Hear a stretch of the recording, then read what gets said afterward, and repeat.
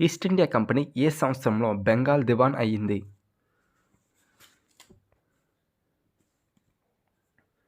Answer option 1 1765 సంవత్సరం August 12న.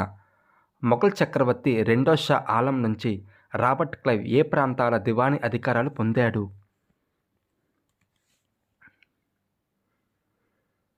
Answer option 4 Bengal, Bihar, Odisha. 1770 సంవత్సరంలో బెంగాల్లో వచ్చిన భయంకరమైన కరువు వల్ల బెంగాల్ జనాభాలో ఎన్నో వంతు జనాభా చనిపోయారు?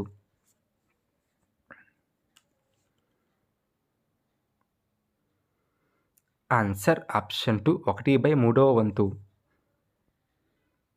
1765కు ముందు ఇంగ్లాండ్ నుంచి ఏ లోహాలు దిగుమతి చేసుకొని భారతీయ వస్తువులను కంపెనీ కొనేది?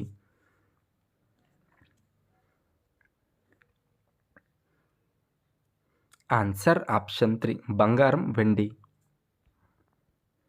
బెంగాల్లో కరువు కాటకాలు రావడానికి ప్రధాన కారణం?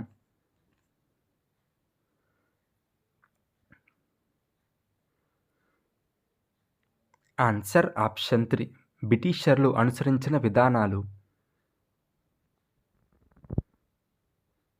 శాశ్వత శిస్తు నిర్ణయ పద్ధతిని ఏ సంవత్సరంలో ప్రవేశపెట్టారు?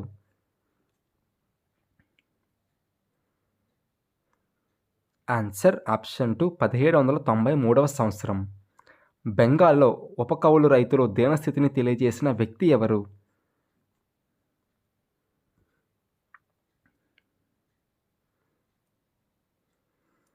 Answer option 4 HT Colebrooke.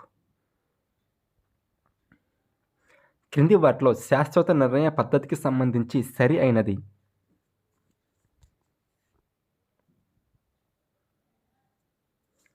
Answer option 4 పైవన్నీ సరైనవే. శాశ్వత శిస్తు నిర్ణయ పద్ధతిని కార్న్ వాలిస్ ప్రవేశపెట్టాడు. ఈ విధానంలో శిస్తును స్థిరంగా నిర్ణయిస్తారు. ఈ విధానం కంపెనీకి ఎక్కువ ఆదాయాన్ని అందించలేదు. ఈ విధానం వల్ల జమీందారులు బాగా బాగుపడ్డారు. శాశ్వత శిస్తు నిర్ణయ పద్ధతిలో భాగంగా శిస్తు వసూలు అధికారం ఎవరికి ఉంటుంది?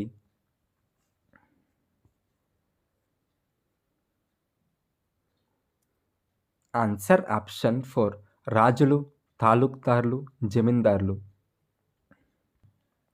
శాశ్వత శిస్తు నిర్ణయ పద్ధతి కంపెనీకి ఎక్కువ లాభదాయకం కానప్పటికీ ఈ విధానాన్ని అనుసరించడానికి కారణం?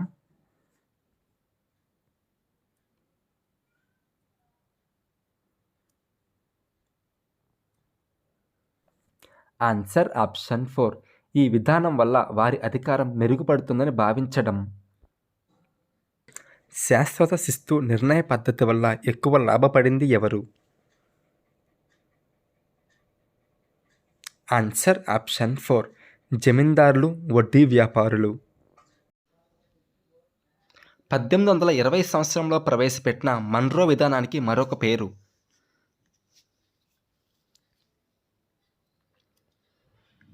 ఆన్సర్ ఆప్షన్ 2 రైత్వారీ విధానం. క్రింది వారిలో మన్రో లేదా రైత్వారీ విధానాన్ని ప్రవేశపెట్టిన వ్యక్తి?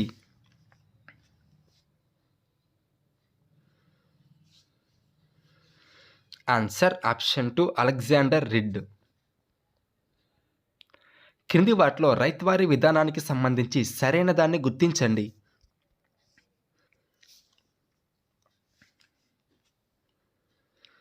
ఆన్సర్ ఆప్షన్ 4 టిప్పు సుల్తాన్ నుంచి స్వాధీనం చేసుకున్న భూభాగంలో ఈ విధానాన్ని కంపెనీ ప్రవేశపెట్టింది.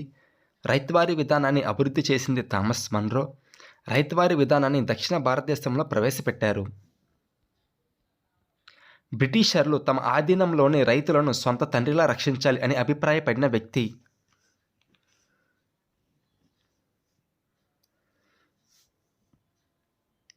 Answer option 4 Thomas Munro. దక్షిణ భారతదేశంలో రైత్వారీ విధానం ప్రవేశపెట్టడానికి ప్రధాన కారణం?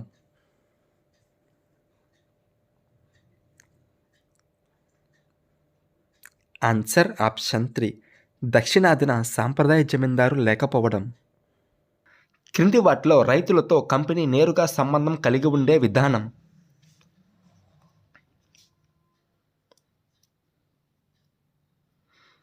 ఆన్సర్ ఆప్షన్ 1 రైత్వారీ లేదా మన్రో విధానం. మహల్వారీ పద్ధతిని 1822 సంవత్సరంలో రూపొందించిన వారు?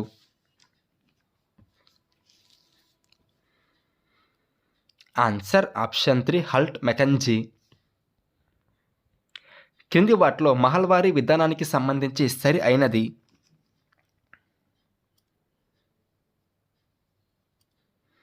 ఆన్సర్ ఆప్షన్ 4 పైవన్నీ సరైనదే.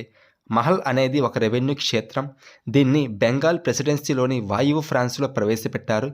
శిస్తు వసూలు చేసే అధికారం గ్రామ పెద్దలకు ఇచ్చారు. క్రింది వాటిలో శిస్తు నిర్దిష్ట కాలానికి లెక్కగట్టే భూమి శిస్తు ఏది?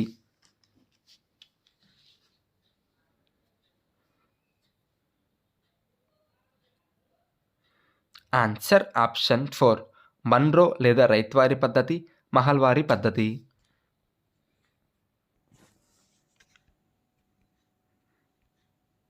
క్రింది వాటిని జతపరచండి.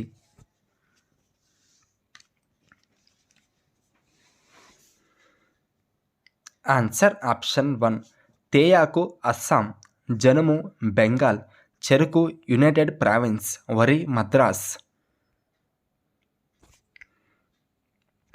క్రింది వాటిలో కలంకారీ ముద్రణకు ప్రసిద్ధి చెందిన ప్రాంతం ఏది?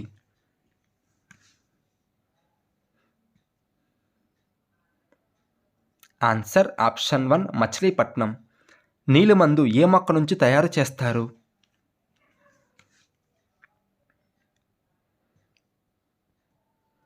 Answer option 3 IndiGo. నీలిమందు ఉష్ణమండల పంట అయితే ఓడ్?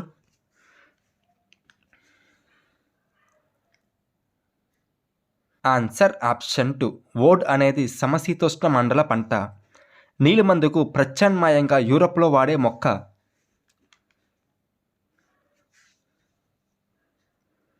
ఆన్సర్ ఆప్షన్ 1 ఓడ్ మొక్క.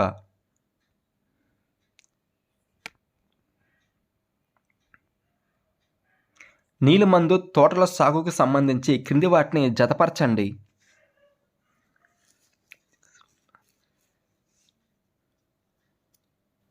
ఆన్సర్ ఆప్షన్ 1 ఫ్రెంచ్ వారు సెయింట్ డొమింగో, పోర్చుగీస్ వారు బ్రెజిల్, ఇంగ్లీష్ వారు జమైకా, స్పానిష్ వారు వెనుజులా.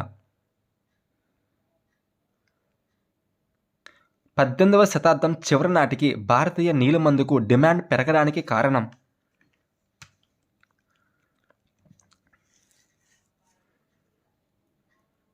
ఆన్సర్ ఆప్షన్ 4 బ్రిటన్లో పారిశ్రామికీకరణ ప్రారంభం కావడం, వెస్టిండీస్ అమెరికా నుంచి వచ్చే నీలిమందు సరఫరా తగ్గడం, సెయింట్ డొమింగోలో 1791 ఆగస్టులో బానిసలు తిరుగుబాటు చేయడం. కింది ఏ సంవత్సరాల మధ్యకాలంలో ప్రపంచ నీలిమందు ఉత్పత్తి సగానికి పడిపోయింది? ఆన్సర్ ఆప్షన్ 1 1783 నుంచి 89 మధ్యన. పారిశ్రామిక విప్లవానికి గురైన మొదటి దేశం?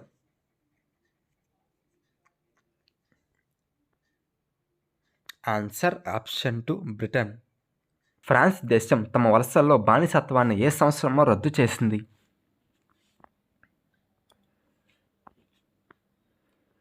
ఆన్సర్ ఆప్షన్ 2 1792 సంవత్సరంలో. కరేబియన్ దీవుల్లో నీలిమందు తోటల పతనానికి కారణం?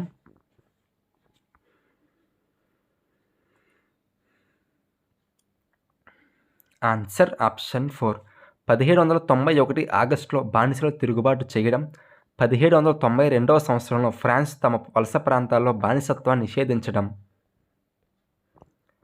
1810 సంవత్సరం నాటికి బ్రిటన్ భారత్ నుంచి దిగుమతి చేసుకున్న నీలిమందు శాతం?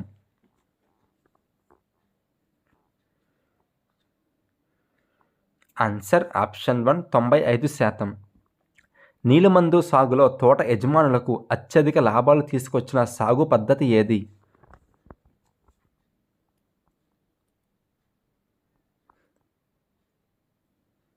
ఆన్సర్ ఆప్షన్ 2 రైతీ పద్ధతి. కింది వాటిలో నీజ్ సాగులోని సమస్య ఏది?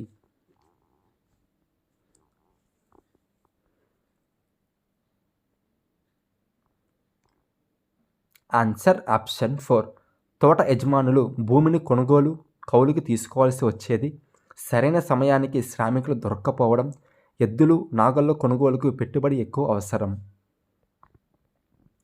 1917 సంవత్సరంలో నీలిమందుకు వ్యతిరేకంగా బీహార్లోని చంపారణ్ ప్రాంతంలో జరిగిన ఉద్యమానికి నాయకుడు.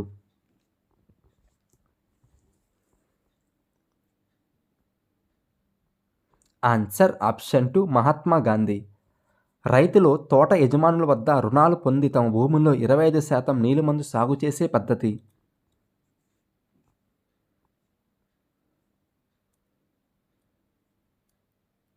ఆన్సర్ ఆప్షన్ 2 రైతీ పద్ధతి. బలవంతపు నీలిమందు సాగుకు వ్యతిరేకంగా నీలిమందు తిరుగుబాటు ఎప్పుడు ప్రారంభమైంది?